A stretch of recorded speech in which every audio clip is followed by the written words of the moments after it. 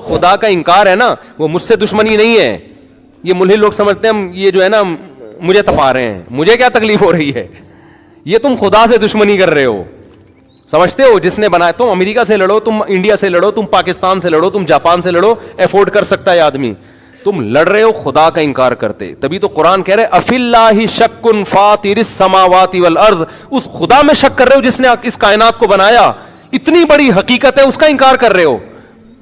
تو یہ خدا سے, یہ جو کہتے ہیں نا خدا کو اس سے کیا پڑھیے, میرا کوئی انکار کرے مجھے کوئی مانے, پڑھیے خدا کو. خدا کہتا ہے میرا انکار بہت بڑا جرم ہے, جس نے تمہیں بنایا میں اس پہ سزا دوں گا, میں چھوڑوں گا نہیں تمہیں. تو آپ کی سمجھ میں نہیں آ رہی تو آپ ٹھیک ہے ایسے ہی رہیں, تو خود ہی طبیعت ہری ہو جائے گی. جب خدا کے سامنے پیش ہوں گے, خدا مٹی سے دوبارہ کھڑا کر کے انسان بنائے گا, پھر آپ کہیں گے یا اللہ میں تو ایوولوشن کے نتیجے پیدا ہوا تھا, تو یہ ریورس کیسے ہو گیا میں. جو دہری ہیں وہ فضول بحثیں کرنے لگتے ہیں, فضول بحثیں. ابے یہ سب فضول باتیں ہیں, ابے یہ مولویوں نے بنائی ہوئی باتیں ہیں, ابے کوئی خدا نہیں ہے, لائف کو انجوائے کرو, یہ کیا تمہیں محدود سوچ دی جا رہی ہے. تو اللہ نے اس کا جواب دیا وَمِنَ النَّاسِ مَن يُجَادِلُ فِي اللَّهِ بِغَيْرِ عِلْمٍ, بہت سے لوگ دنیا میں ایسے ہیں جو اللہ کے بارے میں بغیر علم اور بغیر دلیل کے جھگڑا کرتے ہیں. اللہ انہیں کوئی بات کہتا ہے تو جھگڑتے ہیں, اس اللہ کی بات کو تسلیم نہیں کرتے. وَيَتَّبِعُ كُلَّ شَيْطَانٍ مَرِيدٍ, اور مردود شیطان کے پیچھے چلتے ہیں. كُتِبَ عَلَيْهِ أَنَّهُ مَن تَوَلَّاهُ, ہم نے یہ بات لکھ دی ہے کہ جو شیطان کو دوست بنائے گا, ایک ضمیر کی آواز ہوتی ہے, ایک شیطان کی آواز ہوتی ہے. ضمیر کی آواز پر لبیک کہنا چاہیے, اس کو ماننا چاہیے, اور ایک نیگیٹو سوچ ہوتی ہے, وہ کس کی طرف سے ہوتی ہے, شیطان کی طرف سے. آپ کو شیطان نظر نہیں آتا, وہ نیگیٹو سوچ تو نظر آتی ہے نا آپ کو کہ کوئی میرے اندر مثبت بھی چیزیں ہیں اور منفی بھی ہیں.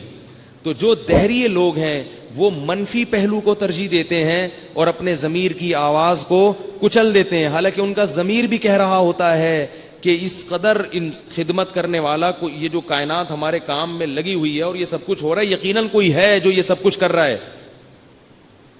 کوئی ہے. آج میں نے ایک عجیب, میں تو ہر چیز کو بڑے غور سے دیکھتا ہوں. ہمارے گھر میں 2 بچے گھوم رہے ہیں بلی کے, ایک مصیبت بن گئی ہے ہمارے لیے, وہ تھیلے میں بند ہی نہیں ہو رہے کسی سے. مسجد کے خادم کو لایا, بھائی اس کو تھیلے میں بند کر کے کہیں دور پھینک کر آؤ یار, یہ گھر میں اب بڑے ہو رہے ہیں, اب یہ جو ہے نا, کیونکہ اوپر والے پورشن میں کچی جگہ ہے نہیں, اور پکی جگہ پہ ہی جو کرنا ہوتا ہے انہوں نے کر دیتے ہیں. اب یہ تو گند پھیل رہا ہے, کچی جگہ ہوتی تو کئی چلو اوپر کا پورشن ہے اس میں نہیں ہو رہا یہ مسئلہ.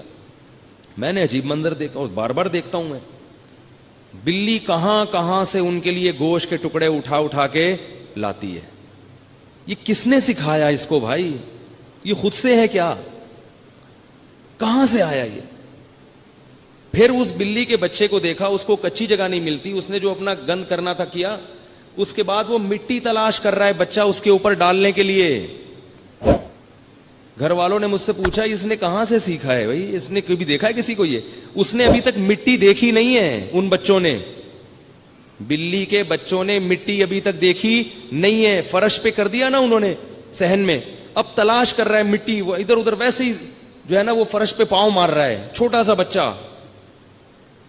یہ کیا خود سے سیکھا ہے اس نے, اسے جہاں جہاں بدبو آ رہی ہے وہ کہہ رہا ہے اس کو چھپاؤ, اور بلی اس وقت تک اپنی گندگی پر مٹی پھینکتی رہتی ہے جب تک بدبو آنا ختم نہیں ہوتی. اس کائنات کے سسٹم کو صحیح نہج پہ چلانے کے لیے اللہ نے جانوروں کو بھی یہ آداب سکھا دیے, پیدائشی سیکھ کے آتے ہیں ماں کے پیٹ سے. یہ کہاں سے آتا ہے بھائی یہ سارا نظام. خرگوش کی مادہ جب بچے دینے کا وقت آتا ہے, اپنے پورے جسم کے بال نوچ کے زمین پہ بچھا کے کارپیٹ بچھا دیتی ہے, قالین بنا دیتی ہے, اس پہ بچے جنتی ہے وہ, تاکہ اس کے بچے فرش کی ٹھنڈک سے یا گرمی سے ہلاک نہ ہوں. کہاں سے آیا یہ؟ دہریوں کے پاس, ایتھیس کے پاس اس کا کیا جواب ہے؟ فَإِنَّهَا لَا تَعْمَى الْأَبْصَارُ, اللہ کہتے ہیں اصل بات یہ ہے. کیسے عجیب عجیب الفاظ ہیں قرآن کے. قرآن کے الفاظ خود اس بات کی دلیل ہے کہ یہ اللہ کا کلام ہے. محمد صلی اللہ علیہ وسلم تو کوئی رائٹر نہیں تھے, لکھنا پڑھنا نہیں جانتے تھے, وہ ایسے مدلل الفاظ کہاں سے ان کا انتخاب کر کے لا سکتے تھے. اللہ فرماتے ہیں فَلَمْ يَسِيرُوا فِي الْأَرْضِ فَتَكُونَ لَهُمْ قُلُوبٌ يَعْقِلُونَ بِهَا, کیا تمہارے سینے میں دل نہیں ہے جس سے تم سوچتے ہو؟ فَتَكُونَ لَهُمْ قُلُوبٌ يَعْقِلُونَ بِهَا, کیا تمہارے سینے میں دل نہیں ہے جس سے تم سوچتے ہو؟ ام آذان یسمعون بہا، کیا ایسے کان نہیں ہیں جن سے ہماری باتیں سن کے سمجھ لیتے ہو؟ سب کچھ سمجھ میں آتا ہے تمہارے. جو مذہب کے منکر ہیں ان سے آپ پیسوں کی بات کریں، کاروبار کی بات کریں، مشکل باتیں بھی بہت آسانی سے سمجھ میں آئیں گی، ان کے بہت سمجھدار ہوں گے. آپ ان سے صحت کی بات کریں سمجھ جائیں گے. آپ ان سے ملک کے قوانین کی بات کریں سمجھ جائیں گے. آپ ان سے ایک اتنی سی بات کریں کہ یہ ایک چھوٹی سی گھڑی اور کیلکولیٹر خود سے نہیں بن سکتا، فوراً سمجھ جائیں گے. لیکن ان سے جب یہ کہیں گے اس کائنات کو بھی کسی نے بنایا ہے تو یہ ان کی سمجھ میں نہیں آئے. ملحد لوگ خدا کے وجود کا انکار اس لیے کرتے ہیں کہ اللہ کو ماننے کے بعد آگے پھر اسٹیپ بائی اسٹیپ بہت ساری چیزیں آٹومیٹیکلی ماننی پڑتی ہیں، اور پھر مذہب پہ بات آ کے ختم ہوتی ہے.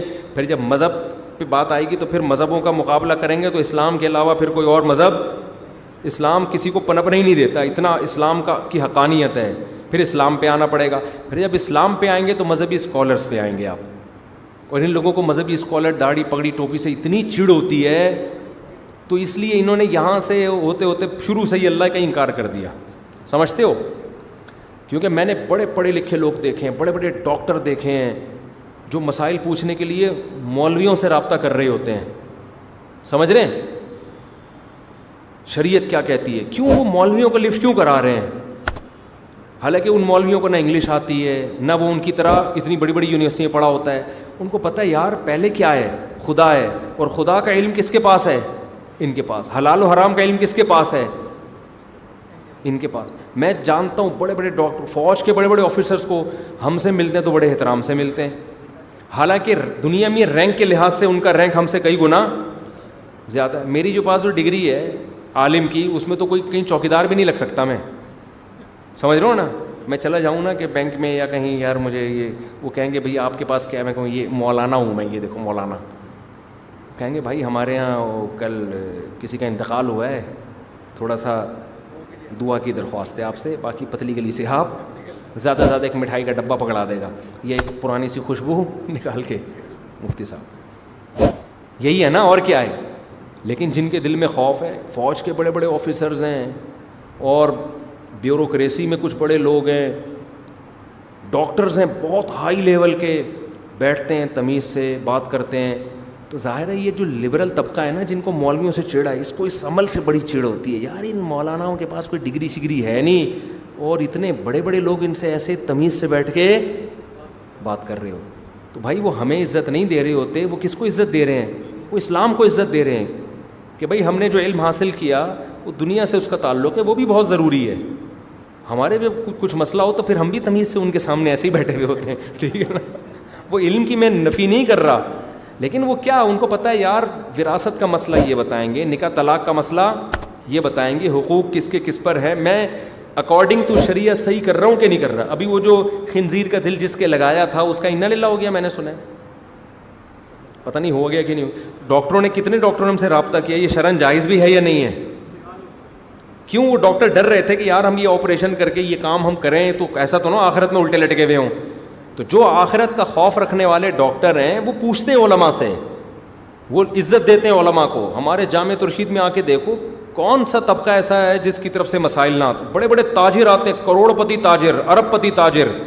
وہ ایک بیچارے سیدھے سادے مولانا کے پاس جو ہے نا دو زانوں ہو کے بیٹھے ہوں گے، مسئلہ پوچھ رہے ہوں گے کہ میں اس طریقے سے تجارت کرتا ہوں، یہ شرعن جائز بھی ہے یا نہیں ہے.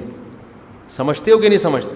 ان کو پتہ ہے یار یہ ہمیں بتا سکتا ہے کہ یہ آخرت میں لٹکنے سے ہمیں یہ بچا سکتا ہے کہ یہ حلال ہے اور یہ کیا ہے، حرام ہے. تو ہمارے جو ایجوکیٹڈ طبقہ ہے نا اس کو چڑ ہے کہ یار نالج ان کے خیال کے مطابق ہمارے پاس ہے، اور عزت کس کی ہو رہی ہے؟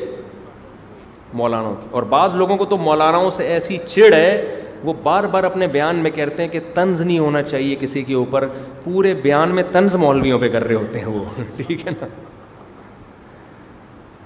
ان کی A to Z تقریر مولویوں سے شروع ہوگی اور مولویوں پہ ختم ہوگی. یہ مولوی ایسے ہوتے ہیں، یہ مولوی ویسے ہوتے ہیں، یہ مولوی ایسے ہوتے ہیں. بھائی میں کب کہہ رہا ہوں سارے مولوی دودھ کے دھلے ہوئے، اور ہم کب کہہ رہے ہیں ہم کون سے دودھ کے دھلے ہوئے ہیں؟ تو لیکن یار یہ تو ہر طبقے میں ہوتے ہیں نا. ڈاکٹروں میں بھی 1 نمبر 2 نمبر، فوجیوں میں بھی 1 نمبر 2 نمبر، سیاستدانوں میں بھی 1 نمبر. لیکن چڑ کس سے ہے؟ جب ان کی بات سنو مولوی ایسے ہوتے ہیں, مولویوں نے یوں کر کے رکھا ہوا ہے, مولویوں نے ایسے کر کے رکھا ہے, مولویوں نے الو بنا کے رکھا ہوا ہے, مولویوں نے یوں کر کے رکھا ہوا ہے. ابے پتہ نہیں. وہ ہمارے ٹیچر تھے, میرے تو نہیں, ہمارے کسی دوست کے ٹیچر تھے, ان کے گھر میں ایک مولوی صاحب آیا, وہ ایک پروفیسر آتے تھے ان کو انگلش پڑھانے کے لیے.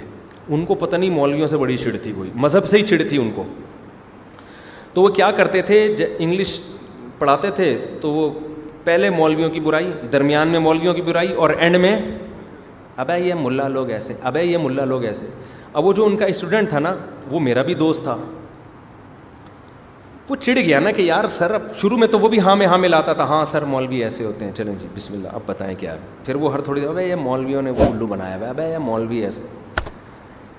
وہ اس نے جب کئی دن تک یہ ہو گیا نا, ہر بات میں مولوی ایسے, مولوی ایسے, مولوی ایسے.